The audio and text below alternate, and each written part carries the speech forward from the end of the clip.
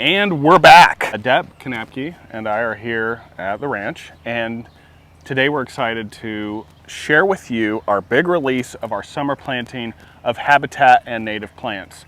So today we're gonna have a little bit of a face-off. A little. This is not the whole selection, but this is what is available now as we move into July. I'm looking at one of my favorites right next to you. Eupatorium perfoliatum, also known as Boneset. Beautiful plant. It does like to self-seed. Its leaves are perforated by the stem. Just beautiful flowers, gets about, I don't know, 24 to 30 inches tall. And it's visited by so many pollinators. You're going to hear us say this again and again. It's in the Aster family, or the composite family. I'm going over to Solidago shortii, and this is Solar Cascade. So this is a selection of Solidago, native to the bluegrass region of the United States. But my favorite part of this plant is the late summer, fall flower display, and it is like fireworks. They are these arcing displays of yellow, and it is awesome in mass, especially back planted behind some other perennials. Wonderful honeybee plant, and visited by many of our native pollinators and native bees. Can I mention one thing so important about goldenrods Yep. is that they also serve a specialist bee that only comes to goldenrods. So that's something to keep in mind when you are planting some of these wonderful plants, is that we're serving not only our generalist pollinators, but our specialist pollinators too. Well, and what's great about a plant like Solar Cascade, this is in its own right a very ornamental plant. So this is a very pretty plant for the garden. So if you're just looking for a great late summer flowering plant, the flower display on this goldenrod is exceptional. So the next plant that I want to showcase is our blazing star or spike gay feather, Liatris spicata. Now this plant is amazing. It will get about 24 to 30 inches tall. It has this big bottle brush, wonderful inflorescence that blooms from the top down, which is opposite most of our other plants.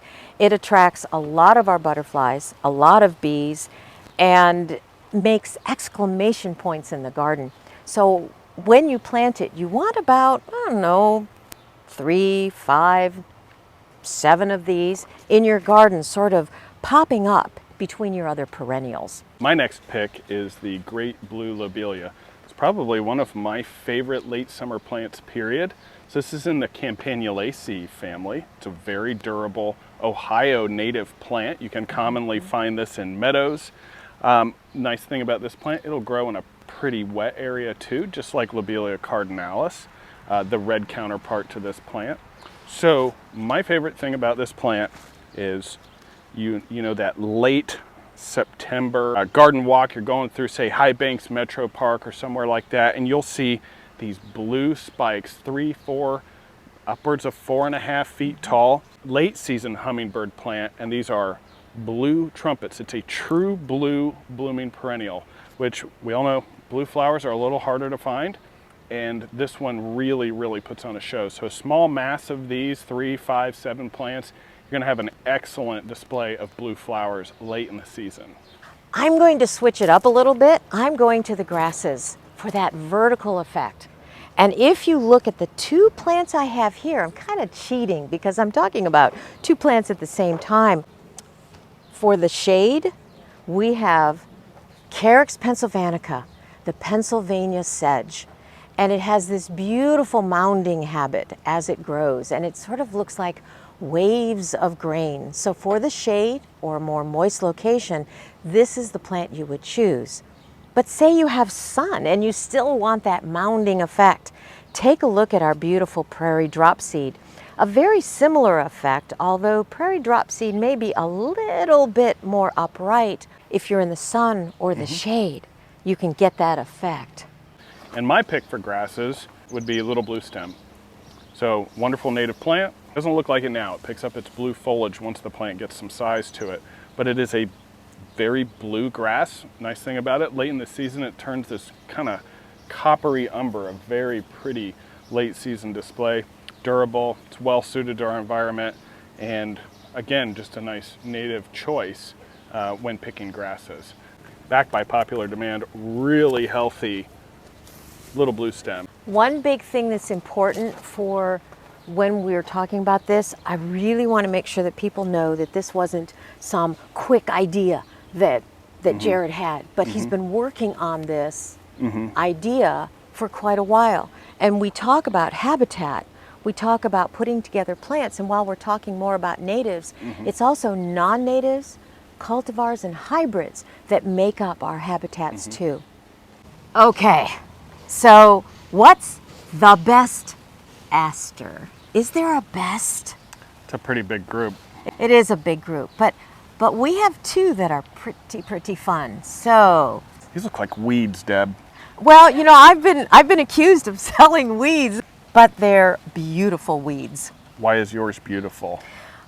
The smooth aster, Symphyotrichum laeve.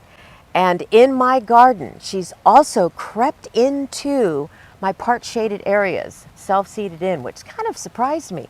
But she's 30 inches tall with the most beautiful soft blue color. And when she's in bloom, she's covered with bees and small butterflies. And I sometimes look at her as one of the last drinks of summer. Sky Blue Aster, Symphyotrichum oolentangiense. Also, I grew up on the Olentangy River. I spent a lot of time looking for fossils and salamanders and frogs in the Olentangy River. So I'm partial to this one, but Sky Blue Aster, magnificent late season blue flowers. So if you're looking to add native asters to the garden, two great options for you right here. And just quickly, this one blooms first, then yours. So you can have, this is your succession of season with these two Progression asters. of color. Yes, progression of color. And as far as pollinators, what can we expect with these plants here? Bees, butterflies, beneficial insects go around them. All of it. All of it. Yep. Worth mentioning the Asclepias as well. We have several varieties. We're not going to pick on any one of these in particular, but for your monarch habitat, these are essential. They are the exclusive host plant for monarch butterflies.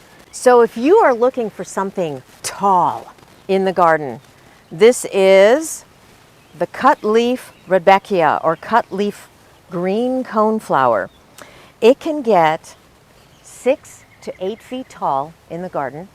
It will self-seed some, but it has these big, beautiful black-eyed Susan, well actually green-eyed Susan flowers. And again, being a native plant, it is great for the back of the border and for all of our pollinators. And later in the season, even our birds will eat some of the seed. Mountain mints. Sometimes you need something that's a bit more well-mannered for the smaller garden.